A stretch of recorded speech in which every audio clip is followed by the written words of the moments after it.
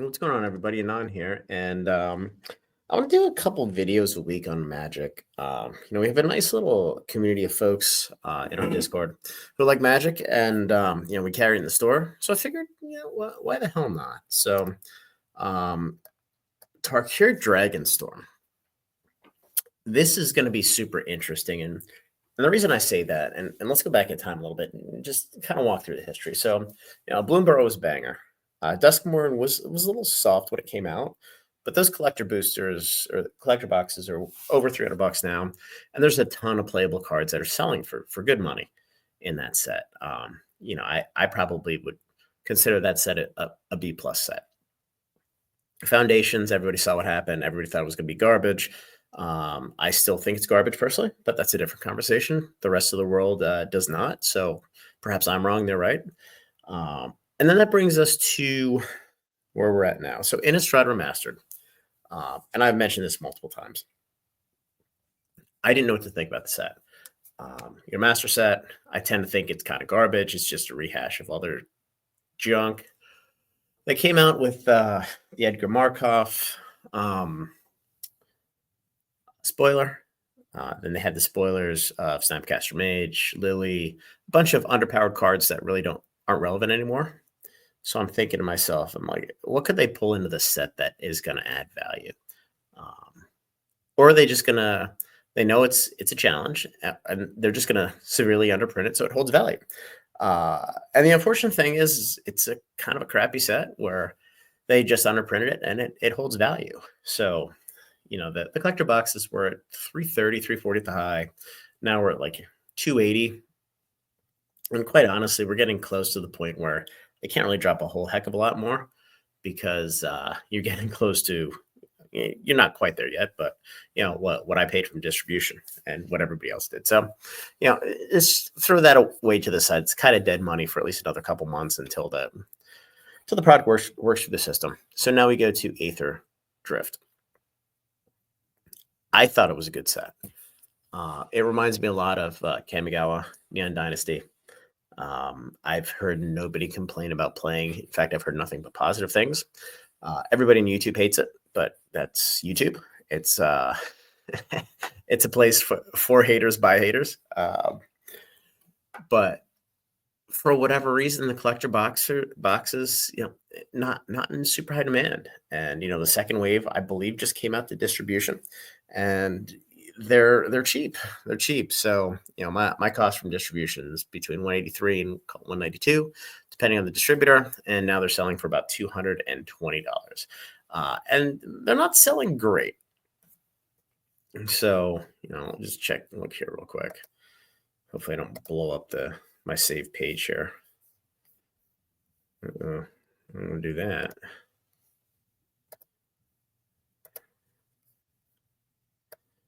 I've not seen this before. Anyway, that doesn't matter. I don't know what page this is, but I don't care. So I think the set has nothing but upside.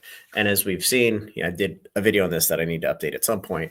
Collector boxes have all performed extremely well over time since they started to cut the print runs. Now, what was super, super interesting is Aetherdrift came out. It seemed like the acceptance of the community was lukewarm outside of the player base.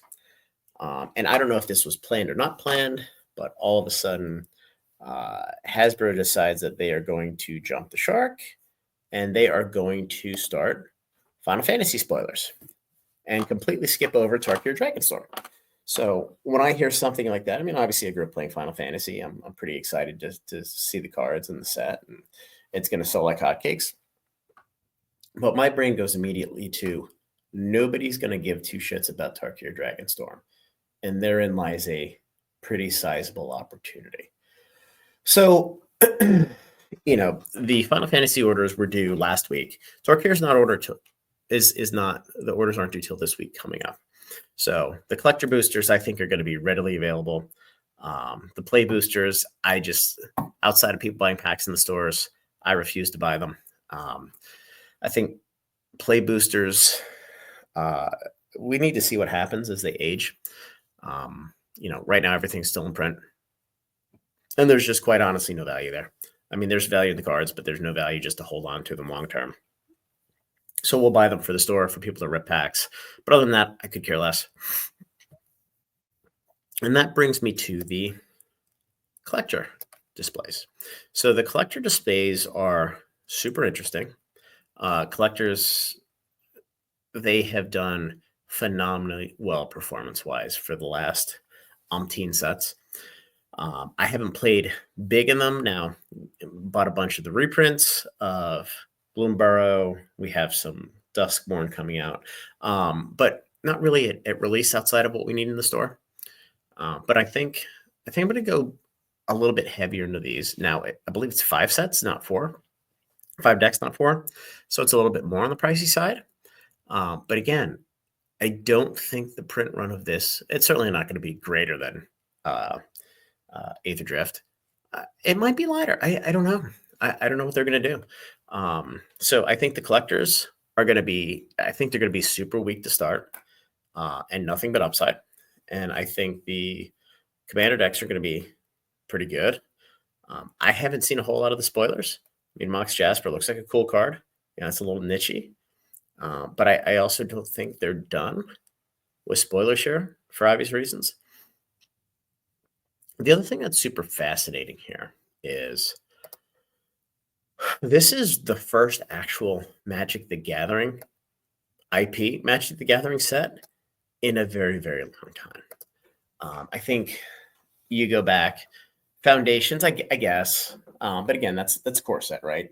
You can't have a core set that's not Magic the Gathering. It just, I mean, I shouldn't say you can because they could screw anything up like that. But Duskborn, not really.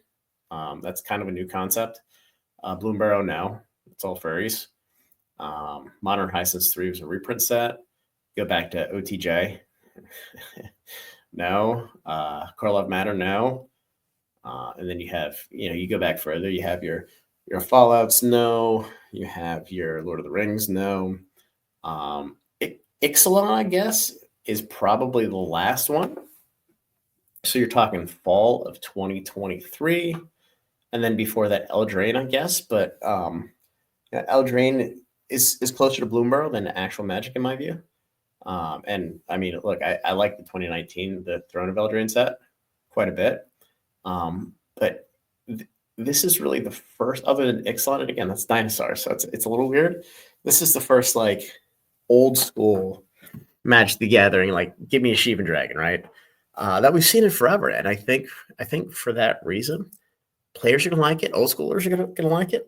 But again, I think there's going to be a bunch of upside because it's going to come out. It's going to be soft.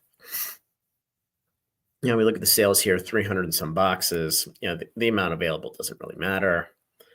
These are all big sellers. Oops, what the hell happened? But what I want to do, Tarkir. I'll take a look at the commander deck cases because I haven't seen the cards, but this looks super interesting. I believe distro price on these is about 150, 140. So some decent margin here, but for 5 decks, 5 decks at $40 a pop is pretty damn good because what we've seen is at least one of the decks has been a banger, if not 2. And with, I don't know if the cards have been spoiled yet. I'm guessing probably not. Because again, at some point you're going to need 3-color lands. So I would imagine that's going to be a big land cycle in here that we haven't seen yet. Unless you reprint Triomes or something like that. And reprinting Triomes as your only source of mana in 3-color decks is a little bizarre. But look, I like it. And I want to go heavy in the set. But I also think it's going to be dead money for the first 6 weeks. So it's one of those sets where it's going to be a lot of fun to play. It's going to be super cool. And it's going to be super weak because everybody's going to be focused on Final Fantasy. And then at some point, people are going to be like, oh, yeah, you know what? Final Fantasy, I've had enough of that. What about this Tarkir set? Probably in like August or September of next year. But, tell me what you think in the comments on this. No different than, I was kind of asking everybody, what do you think about Innistrad Remastered? Because I just don't know. But I have no doubt this is going to be a really cool set. It feels like Magic for the first time in forever. And you know, I'm pretty excited to get the commander decks and the collector boxes because I think they're going to be slept on because everybody's looking at Final Fantasy, and I think it's going to be really, really cool. So anyway, guys, you know, hopefully the handful of Magic folks we have here are enjoying themselves, and you know, have a good Sunday.